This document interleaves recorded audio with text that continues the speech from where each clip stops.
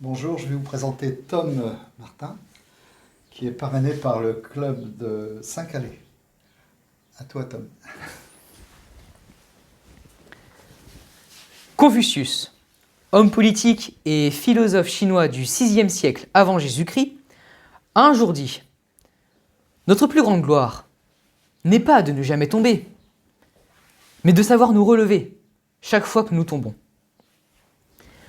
Voilà un conseil qui doit nous faire penser à un sermon que nous avons tous connu au moins une fois dans notre vie. L'important, c'est de participer. Dans nos jeunes âges, il est rare que nous ayons vraiment saisi le sens de ces paroles. C'est vrai que, pour un enfant, soit on gagne, soit on perd. Cependant, au cours de notre vie, nous avons tous connu des défaites, dont nous avons su nous relever pour devenir ceux que nous sommes aujourd'hui. Nous nous levons, marchons, courons, volons vers nos rêves et nos ambitions, mais tout à coup, nous tombons. Nous sommes déçus, parfois humiliés, mais le plus important, ce n'est pas la chute, c'est la décision que nous prenons après. Car oui, nous avons le choix. On l'a toujours d'ailleurs. Alors, vais-je rester au sol et regarder les autres avancer vers leurs rêves? Ou bien vais-je me relever pour réaliser les miens? Depuis que nous sommes tout petits, nous sommes libres de choisir n'importe quelle option à chaque fois. Chaque défaite est une épreuve. Elle doit nous fortifier et nous enrichir pour prouver au monde notre force et notre détermination. Je me plais d'ailleurs à croire que le monde nous le rendra bien. Ce fut d'ailleurs le cas pour bon nombre d'hommes à travers l'histoire, que ce soit Thomas Edison, qui, avant de créer son ampoule, échoua de nombreuses fois.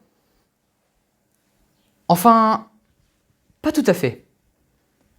Selon ses dires, il n'a pas échoué une seule fois.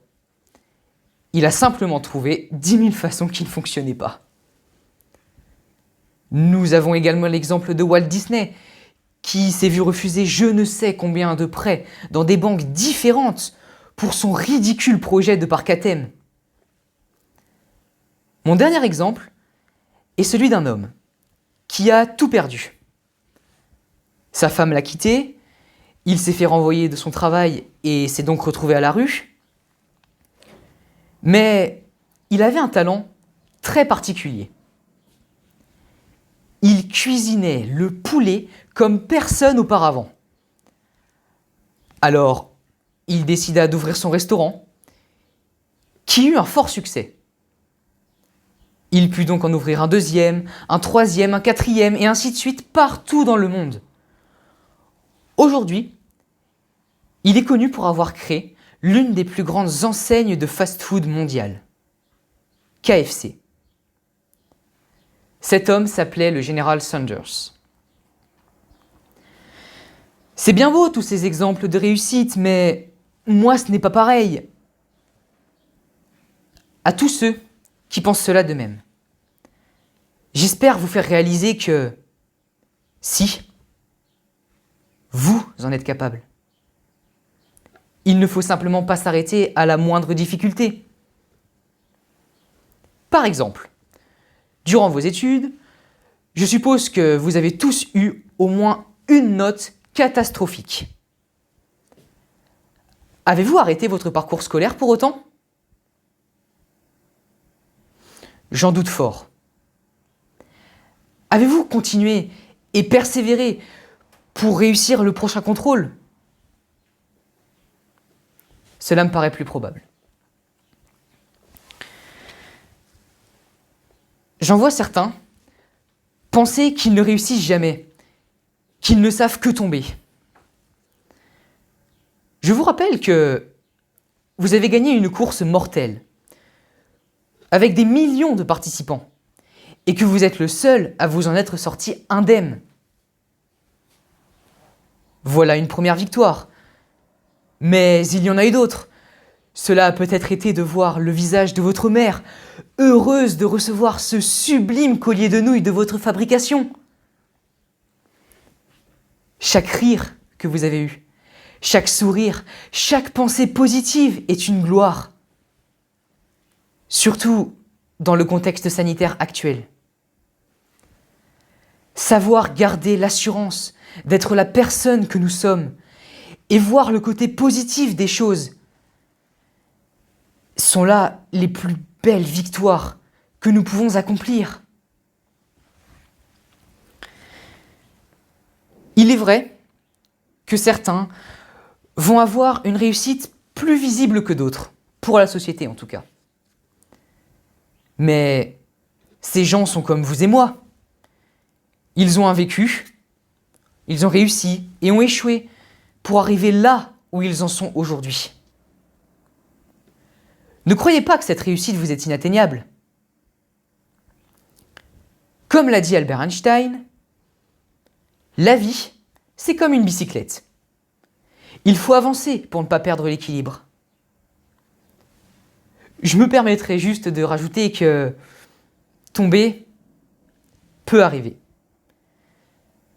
Mais il faut remonter en selle pour avancer de nouveau vers nos objectifs. Je voudrais finir en commentant cette citation dont je parlais au début. L'important, c'est de participer. Aujourd'hui, grâce à mes expériences, je pense qu'il faut ajuster cette citation. L'important est de faire notre maximum, en toutes circonstances et durant toute notre vie. Ninho, dans son rap Goutte d'eau, glisse innocemment la punchline « Si tu es prêt à gagner, c'est que tu es prêt à perdre ».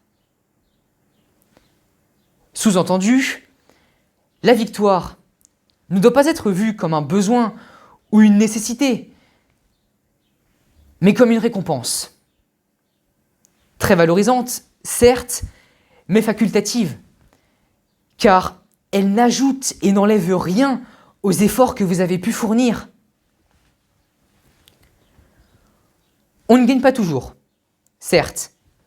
C'est une réalité et nous avons tous fini par l'accepter. Mais lorsque cela arrive, il est important de ne pas se reposer sur ses lauriers. Nous devons en voir les causes pour pouvoir reproduire ce cocktail de réussite.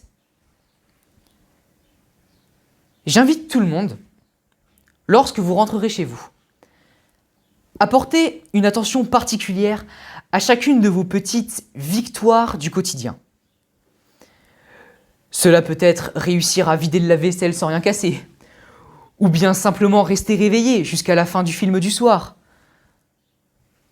Tant de choses peuvent être valorisées. Et je pense sincèrement qu'y arriver est la vraie clé du bonheur. Je remercie le Lions Club d'avoir proposé cette citation.